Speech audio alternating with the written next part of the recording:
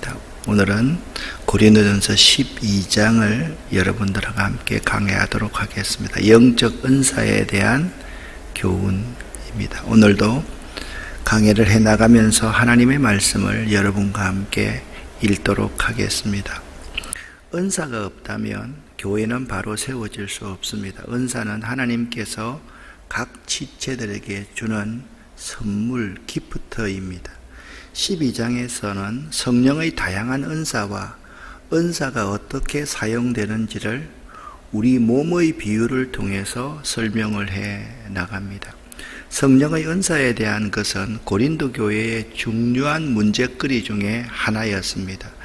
12장부터 14장까지 성령에 대해서 말을 하고 있는데요. 12장 31절에 보면 여러분은 가장 큰 은사를 사모하십시오 라고 하고 13장에 사랑장을 이야기를 합니다. 그리고 14장에서 은사에 대해서 마무리를 하고 있습니다. 아마 고린도전서 12장, 13장, 14장, 로마서 12장 이런 것들을 통해서 여러분들이 은사가 얼마만큼 중요한지를 깨달아 알 수 있었으면 참 좋겠다. 그래서 은사를 받은 사람들이 은사의 성질도 모르는 거예요. 올바른 사용 자세도 잘 모르는 거예요. 은사의 용도에 대해서도 모르는 거예요. 그런 안타까운 사실에 대해서 바울은 12장부터 자세하게 은사는 이런 것입니다. 은사의 성질은 이런 것입니다. 그리고 은사는 이렇게 올바르게 사용해야만 합니다. 은사는 이 용도로 사용되어져야 합니다 라고 설명을 하고 있습니다. 먼저 사도 바울은요, 은사를 분별하는 원칙에 대해서 1절부터 3절에 이렇게 말씀하고 있습니다. 형제자매 여러분, 신령한 은사들에 대하여 여러분이 모르고 지내기를 나는 바라지 않습니다. 알다시피 여러분이 이방 사람일 때에는 여러분은 이리저리 끄는 대로 말 못하는 우상에게로 끌려다녔더랬습니다. 그러므로 나는 여러분에게 알려드립니다. 하나님의 영으로 말하는 사람은 아무도 예수를 저주를 받아라 하고 말할 수 없고 또 성령을 힘입지 않고서는 아무도 예수를 주님이시다라고 말할 수가 없습니다. 먼저 1절 중반절에 보면 신령한 은사들이라는 단어가 나옵니다. 이 신령한 은사들이라는 단어는 영어 뉴 인터내셔널 버전에 의하면 spiritual gift라고 그렇게 번역을 하고 있습니다. 그러니까 영적 선물들이지요. 즉 영적 은사들을 말을 하고 있는데요. 이 신령이라는 말은 프뉴마, 바람이나 하나님의 영이라는 뜻입니다. 이게 헬라어인데요. 그 다음에 히브리어는 루아흐라는 단어입니다. 그러니까 히브리어의 루아흐를 그대로 헬라어로 번역한 프뉴마라는 단어가 신령이라는 뜻인데요. 이것을 이렇게 번역하면 쉽습니다. 성령께서 주시는 선물들, 그러니까 1절에 나오는 신령한 은사들은 성령께서 우리들에게 주시는 선물들이라고 번역하는 것이 매우 쉽겠습니다. 2절에서 너희가 이방인으로 있을 때, 믿지 않을 때는 말 못하는 우상에게로 이끌리는 대로 끌려갔지 않느냐라고 이야기를 합니다. 그런데 이제는 예수를 주라고 시인하는 것은 우상의 역사에 끌려가는 것이 아니라 하나님의 역사에 끌릴 때만 가능한 것이라는 거죠. 이것은 은사가 과연 성령께서 주신 것인가를 판단하는 기준을 제시해 주고 있습니다. 그것은요, 은사를 받은 자가 예수를 주로 알고 고백하고 모시는가 하는 것입니다. 바로 이런 은사만이 진실된 것이다 라고 말을 하고 있습니다. 즉 예수님을 주시라라고 믿는 믿음이 있는 것은 성령을 받은 가장 분명하고 강력한 증거임을 분명히 가르쳐 줍니다. 예수님이 내 인생의 구원자이고 내 인생의 주인이십니다. 예수님께서 로마의 황제가 나의 주인이 아니라 예수가 나의 주이십니다 라는 이 전제가 그가 성령을 받은 가장 분명한 증거임을 바울 사도는 분명히 하고 있다라는 거죠. 로마서 10장 9절 말씀을 보니까 예수는 주님이시다라고 그렇게 분명하게 고백하고 있습니다. 그러니까 예수가 주님이라고 고백하는 사람들에게는 하나님의 영이 이미 임하고 있다라는 것입니다. 그래서 은사를 분별하는 기준은요, 아주 그 시대나 지금이나 분명을 합니다. 어떤 은사를 받았다 할지라도 예수님을 주시라라고 고백하는 사람이 아니면 그 은사는 가짜다라고 생각하는, 짝퉁 주를 고백하는 것도 아닙니다. 예수님만이 내 인생의 진정한 주인이십니다, 구원자이십니다, 그걸 고백하는 사람만이 성령께서 임하는 사람이다라고 말씀하고 있다라는 것이죠.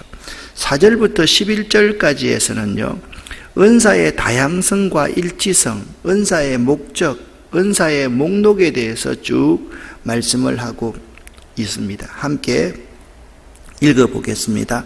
은사는 여러 가지지만 그것을 주시는 분은 같은 성령이십니다.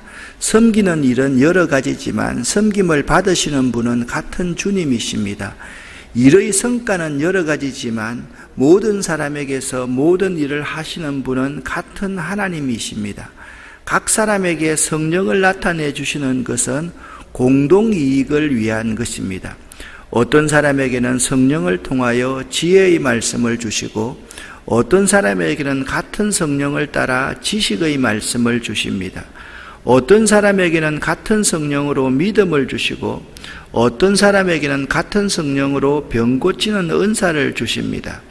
어떤 사람에게는 기적을 행하는 능력을 주시고 어떤 사람에게는 예언하는 은사를 주시고 어떤 사람에게는 영을 분별하는 은사를 주십니다. 어떤 사람에게는 여러 가지 방언을 말하는 은사를 주시고 어떤 사람에게는 그 방언을 통역하는 은사를 주십니다. 이 모든 일은 한 분이신 같은 성령이 하시며 그가 원하시는 대로 각 사람에게 은사를 나누어 주십니다. 아멘. 먼저 정리를 해드리면 은사의 출처를 알려줍니다. 모든 은사는 삼위일체 하나님께로부터 옵니다. 그러므로 8절부터 10절과 같은 다양한 은사가 누구에게 있다 할지라도 근본적으로 은사는 일치성, 유니티, 그리고 통일성을 가지고 있어야만 합니다. 즉 몸에는 많은 지체가 있으나 그것이 한 몸에 있는 것이요 또한 한 몸을 이루고 있는 것과 마찬가지입니다. 각기 다른 은사가 있지만 그 은사가 다 다른 것이 아니라 일치성과 통일성이 있어야 된다라고 말씀하고 있는 것입니다. 두 번째, 은사의 다양성에 대해서도 말을 합니다. 한 성령께서 은사를 주시지만 그 뜻에 따라 여러 모양의 것으로 각자의 기질과 성품과 그가 자라난 배경과 그의 관심에 따라서 그리고 그 교회의 공동체의 필요에 따라서 각기 다른 것으로 주어진다라는 것입니다. 이 다양성은요, 분열과 혼란을 위한 것이 아닙니다. 그러니까 내 은사만 대단하다 해서 분열을 조장하는 것이라고 한다면 그것은 은사를 잘못 받은 것이다 라고 말씀을 하고 있는 것입니다.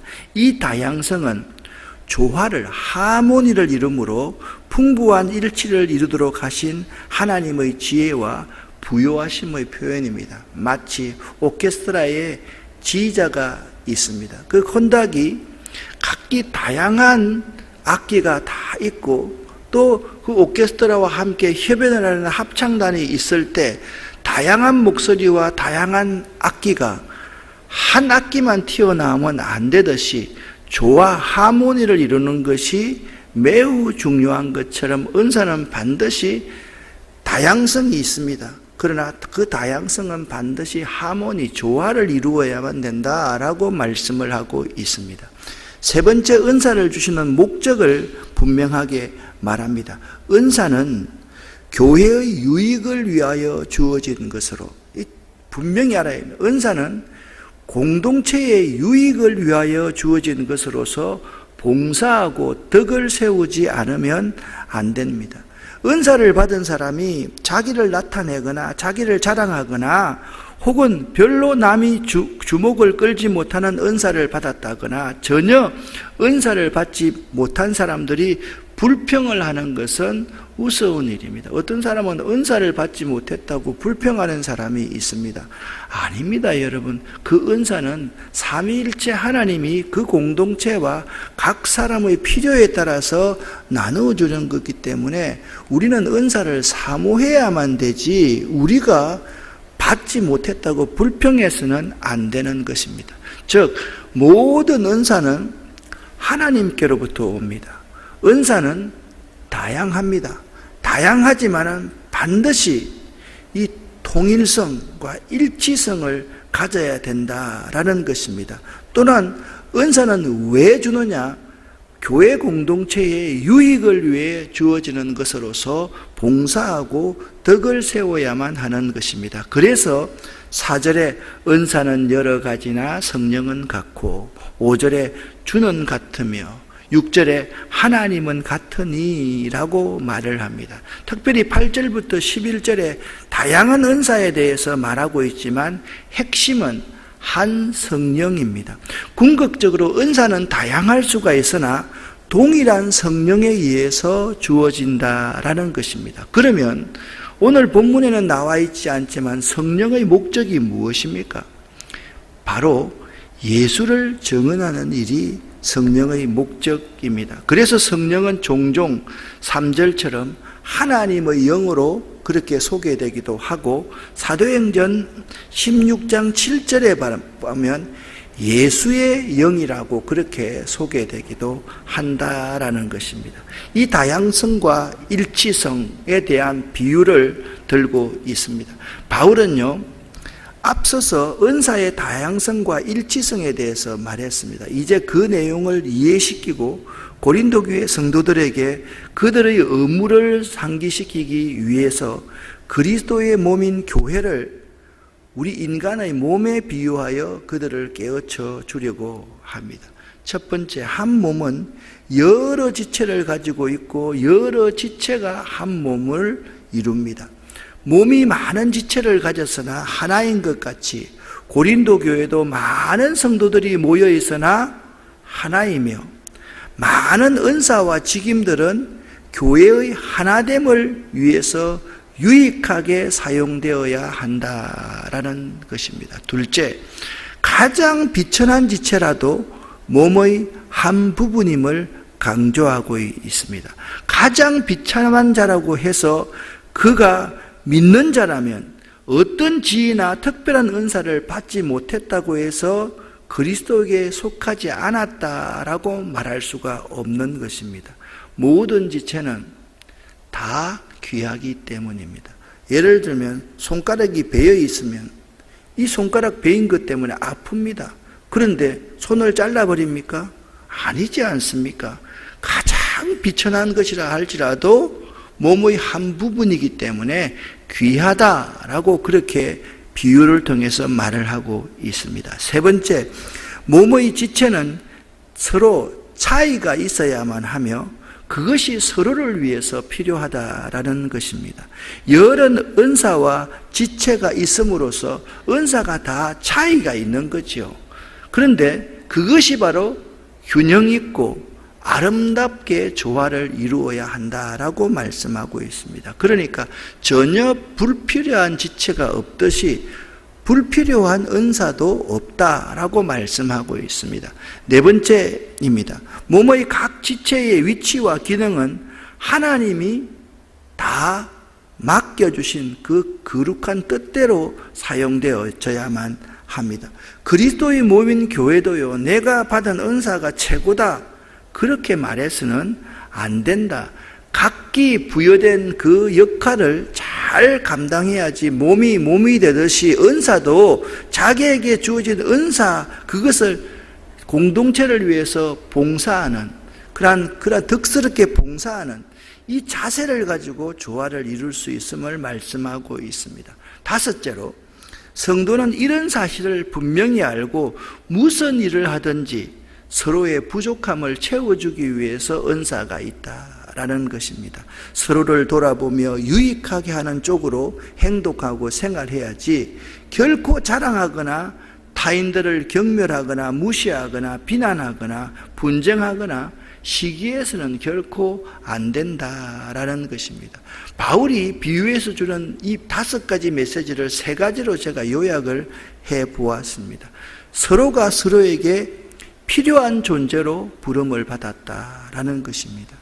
약하고 사소해 보이는 것들이 오히려 월등한 가치와 중요성을 가지고 있다라는 것입니다. 겉으로 보기에는 서로 다르고 필요가 없어 보이지만 결국 모든 것이 하나가 되어서 균등하게 한 몸이다. 여러분, 이걸 한번 은사에 한번 적용을 해 보십시다. 은사는요, 서로가 서로를 위해서, 공동체를 위해서 필요하기 때문에 각자 내가 은사를 받았다라는 거예요. 은사에 있어서 예를 들면 병 고치는 은사가 대단하다 라고, 귀신을 쫓아내는 은사가 대단하다고 해서 그것만 부각되어서는 안 된다는 거예요. 교회에서 보이지 않게 화장실을 청소하고 쓰레기 하나를 줍는 그 은사도 굉장히 귀하다, 더욱더 귀할 수 있다라고 말씀하고 있습니다. 은사는 필요 없는 것이 아무것도 없고 다 서로의 부족함을 채워주기 위해서 필요하다. 정말 바울의 주장은 오늘날에도 대단한 영적인 통찰력을 주고 있습니다. 사랑하는 여러분, 우리가 교회를 이루어감에 있어서 목사가 설교를 하는 은사가 있습니다. 목사가 최고로 중요합니까? 아닙니다. 이름 없이 빚도 없이 조용히 자기 자리를 지켜주는 그분이 가장 귀할 수가 있다는 점을 잊지 말아야만 한다라는 것입니다. 은사의 통일성과 다양성에 대해서 한 몸의 많은 지체라는 비유를 들어서 그 의미를 설명한 바울은 이제 자기의 주장을 정리하여 그리스도의 몸된 교회에 이렇게 27절에 적용하고 있습니다. 함께 27절을 읽어보겠습니다. 여러분은 그리스도의 몸이요 따로따로는 지체들입니다. 아멘. 여러분은 그리스도의 몸이라는 거예요. 그러면 그리스도가 머리이고 우리가 몸인 거죠. 그리스도가 소중한 것처럼 우리 한 사람 한 사람은 매우 소중하기 때문에 서로 비난하거나 정죄하거나 내가 우월하다고 하거나 서로 분쟁해서는 안 된다라고 말씀하고 있습니다. 바울은 또 다른 은사의 목록들을 28절에서 30절에 이렇게 말씀하고 있습니다. 하나님께서는 교회 안에 몇몇 일꾼을 세우셨습니다. 그들은 첫째는 사도요, 둘째는 예언자요, 셋째는 교사요, 다음은 기적을 행하는 사람이요, 다음은 병 고치는 은사를 받은 사람이요, 남을 도와주는 사람이요, 관리하는 사람이요, 여러 가지 방언으로 말하는 사람입니다. 그러니 모두가 사도이겠습니까? 모두가 예언자이겠습니까? 모두가 교사이겠습니까? 모두가 기적을 행하는 사람이겠습니까? 모두가 병 고치는 은사를 받은 사람이겠습니까? 모두가 방언을 말하는 사람이겠습니까? 모두가 통역하는 사람이겠습니까? 아니지 않습니까? 각기 다 다른 은사로 교회 공동체를 세워가는 사람이지 않습니까? 사도 베드로는 베드로전서 4장 10절에 이런 말씀을 하고 있습니다. 각각 은사를 받은 대로 하나님의 각양 은혜를 맡은 선한 청지기 같이 서로 봉사하라라고 말을 합니다. 하나님이 은사를 주신 이유는 그 은사를 통해서 다른 사람이 구원을 받게 하려는 것, 즉 영의 일을 위해서 은사를 주신 것임을 알아야만 합니다. 영의 일은요, 세상적인 것이 아니라 그 사람의 구원을 위한 것이 영의 일임을 말씀하고 있습니다. 우리에게 각각 은사를 주셨습니다. 사도로, 선지자로, 교사로, 어떤 사람은 능력을 행하는 자로, 병 고치는 자로 방언을 주셨습니다. 그것들을 우리에게 왜 주셨는가 하면 하나님의 각양 은혜를 맡은 선한 청지기로. 여러분, 청지기가 자기 것이 하나라도 있습니까? 없습니까? 없습니다. 주인의 것을 자기 것처럼 사용해서 주인의 기쁨을 주는 사람이 청지기인 것입니다. 그런데 선한 청지기는요, 처음부터 끝까지 한 번도 주인의 것을 주인을 위해서 사용하지 않는 것이 없는 사람을 선한 청지기라고 그렇게 말을 합니다. 그래서 하나님의 각양 은혜를 맡은 선한 청지기로서 서로 봉사하게 하기 위해서 은사를 주셨다라는 것을 알아야만 합니다. 우리들은 각양 은혜를 맡은 선한 청지기입니다. 믿으시기를 바랍니다. 즉 여러 가지 은혜를 맡은 선한 청지기로 봉사하기 위해서 우리에게 은사를 주셨습니다. 스피리추얼 기프트를 주셨다라는 거죠. 영적 선물들을 다 주셨다는, 영적 선물을 받지 않는 사람은 한 사람도 없습니다. 나를 나타내라고 기프트를 주신 것이 아닙니다. 자신이 받은 그 은혜를 따라 은사를 받았기에 선한 청지기의 자세로 봉사해야만 합니다. 그래서 성도는요, 은사를 받았으면 큰 은사를 사모해야 됩니다. 가장 큰 은사가 있습니다. 어떤 은사에도 사랑이 없으면 그것은 은사가 아닙니다. 성령의 9가지 열매가 사랑, 희락, 화평, 오래 참음, 자비, 양선, 충성, 온유, 절제 아닙니까? 이것을 원어를 봐도요, 사랑적 인내입니다. 사랑적 절제입니다. 그러니까 인내도 사랑이 없는 인내는 인내가 아닙니다. 사랑적 충성입니다. 사랑적 온유입니다. 여러분, 성도가 가장 큰 은사를 사모해야 되는데 오늘 12장에는 말씀하고 있지 않습니다. 12장 31절에 이렇게 끝나고 있습니다. 왜 역접 접속사를 사용하고 있습니까? 그러나 여러분은 더 큰 은사를 열심히 구하십시오. 이제 내가 가장 좋은 길을 여러분에게 보여드리겠습니다. 그게 뭡니까? 사랑은 언제나 오래 참고, 바로 그것이 가장 큰 은사의 길임을 말씀하고 있습니다. 이제 여러분에게 정리를 해드리겠습니다. 은사와 은혜를 한번 비교해드리면서 오늘 말씀을 마치려고 합니다. 은사와 은혜의 공통점이 있습니다. 그건 뭐냐 하면 삼위일체 하나님으로부터 오는 것입니다. 그리고 은사와 은혜는 모두 값없이 주어지는 것이다. 이것이 공통점입니다. 그런데 차이점이 있습니다. 은사는 봉사와 유익을 위해서 주는 것이고 각자에게 서로 다르게 다양하게 주어지는 것이고, 은혜가 없는 곳에도 은사가 있을 수가 있습니다. 그러나 은혜는 무엇입니까? 구원을 위해서 은혜를 주시는 것입니다. 차별 없이 동일하게 주어지는 것입니다. 은사를 받은 사람이 하나님의 은총에서 떠날 수도 있다라는 사실을 알아야만 합니다. 사랑하는 성도 여러분, 은사는 사랑으로 쓰여져야만 합니다.